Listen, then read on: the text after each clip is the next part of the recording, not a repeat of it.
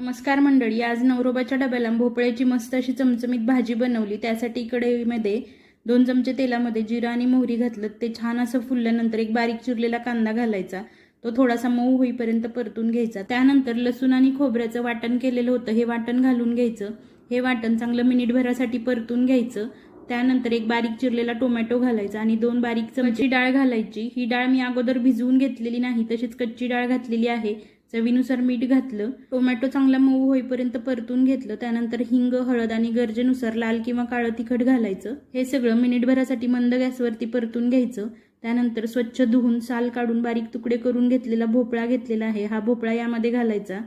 बारीक चिरलेली कोथिंबीर घालायची, चांगलं परतून घ्यायचं।